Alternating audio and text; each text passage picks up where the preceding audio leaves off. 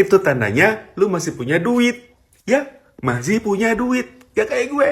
Aduh, gue gak punya duit. Pengen kopi. Lu tahu apa? Mau beli janji jiwa aja kemahalan. Kemahalan buat gue. Hola netizen yang berbudi pekerti luhur. Masih soal statement dari Timothy Ronald yang membagikan tips dapat relasi bagus dengan cara ngopi di hotel bintang 5. Banyak dari netizen yang ternyata nggak setuju nih sama tips ini. Karena menurut netizen yang terhormat, ngopi di hotel bintang 5 nggak lantas bikin kita jadi langsung bisa dapat relasi bagus. Iya kan? Mungkin harus datang lebih dari 5 kali buat akhirnya bisa kenalan sama tamu lain. Apalagi nggak semua tamu hotel mau bicara dan berkenalan dengan orang asing. Bener juga sih, apalagi kalau bisa ngopi di hotel bintang 5. Itu sih bukan cara yang dipakai sama orang yang gak punya uang. Karena harga kopi di hotel kan mahal ya. Berarti itu menandakan kita punya uang kalau kita ngopi di sana. Sementara konten YouTube Timothy kan ditujukan untuk orang-orang yang minim uang. Nah, jadi gak sesuai fakta dong. Tapi gimana nih kalau menurut netizen yang terhormat? Bang, makasih banget, ilmunya bagus banget. Cuman, maaf bang, kami di step pertamanya udah gagal. Abang bilang waktu abang gak punya uang, abang sering datang ke lobi-lobi hotel pesan kopi 80.000. Waktu kami gak punya uang, kami gak punya uang.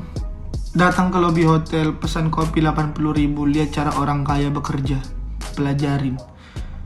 Bang, kalau kami lakuin itu, kami datang ke lobi hotel pesan kopi 80.000, terus kami nangis, tolol, ngapain aku di sini?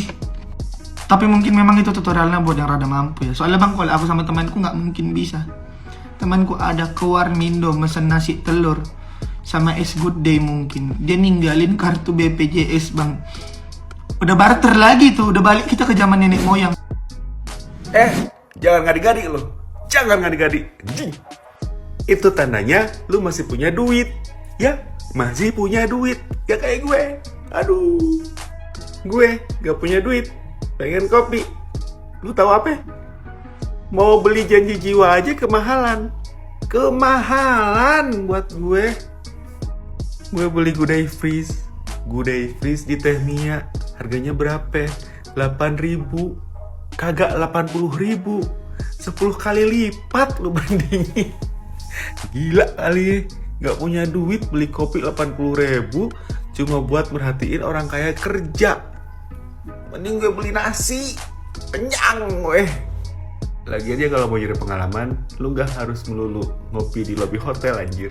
Datang langsung ke kamar hotelnya. Om, perolet om. Dapat tuh. Waktu gua nggak punya uang, ke lobby hotel, ke Louis Vuitton atau apapun itu, gue celingak-celinguk doang bang, nggak bisa beli kopi bang, namanya nggak punya duit. Kalau masih ada 80.000 itu masih punya uang bang, gitu loh. Jadi kalau misalnya gue nggak punya uang nih, gue cuma lihat-liatin dong, disamperin bang sama sapam bang, mas mau ngapain mas, dicurigain lah, kita nggak beli. Nah, dari sini tuh ya bisa kita lihat bahwa ya definisi susah itu relatif. Kenapa aku bilang begitu? Karena pada akhirnya setiap orang punya definisi susahnya masing-masing. Contohnya kayak mas ini gitu kan. Lalu kemudian apakah mas-masnya salah? Oh, tentu tidak. Dalam fase-fase pemikiran post-truth, kita tuh nggak bisa menyalahkan opini orang lain yang itu tuh berdasarkan apa yang dia lakukan dan sudah apa yang dia rasakan. Hanya statement masnya itu nggak relate dengan susahnya versi orang lain, itu doang sebenarnya. Kenapa? Karena kebanyakan orang tidak setuju nih berdasarkan dari komentar-komentar orang di sana, dan beberapa yang nge-stitch video masnya juga orang nggak setuju dengan definisi susahnya mas itu gitu kan.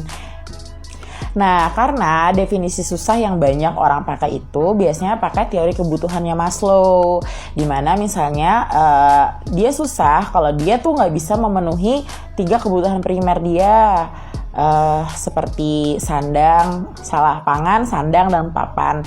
Nah, kalau dia masih bisa memenuhi kebutuhan primer dia, berarti tuh dia udah nggak masuk kategori susah. Nah, apalagi ini istilahnya dia nge-list choice tempat buat nongkrong ataupun kayak ngerjain tugas, dan which is itu tuh di tempat yang lumayan bergengsi gitu kan, yang kayak 100.000 sih kayak bisa beli sayur beras seminggu gitu kan ya.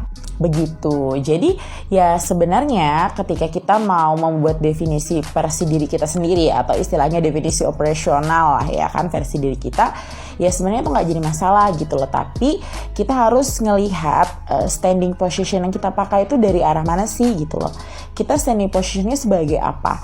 Sebagai middle class, lower class, atau sebagai orang-orang yang memang di atas gitu kan. Nah, kalau misalnya standing position kita sebagai orang di atas, ya ini relate kata masnya, susah versi masnya tuh relate. Tapi kalau standing positionnya dari orang middle class dan lower class, ini nggak bakal relate versi susahnya tadi begitu.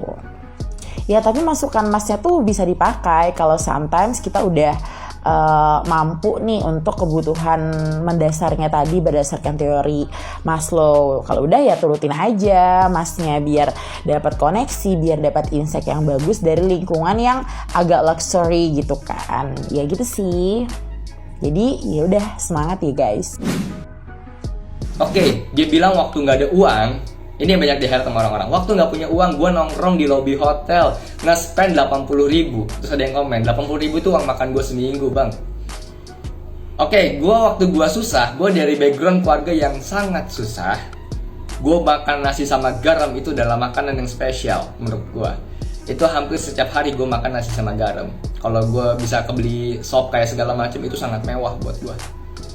Nah, at the time, gue mulai bisa bekerja, gue lamar pekerjaan sana sini sampai akhirnya gue menemukan pekerjaan dan gue digaji cuma 1 juta per bulan. Ya, 1 juta per bulan. Cuman gue dapat freelance juga waktu itu, gue freelance foto dan di situ gue pakai uang itu untuk nongkrong dan banyak banget caranya. Ya salah satunya gue tabung dulu, gue sisihkan. Gue tabungin dulu nih beberapa dari uang gue, dari gaji gue, dan gue join komunitas. Ketika ada komunitas yang positif, memang yang rata-rata pengusaha-pengusaha, memang tempat nongkrongnya tidak murah. Dan lagi tuh gue pernah di komunitas rohani gue, dia ngajakin nongkrong di salah satu tempat yang cukup mewah. Oke lah, tempat kopi yang ijo-ijo itulah, brandnya kayaknya udah tahu kayaknya.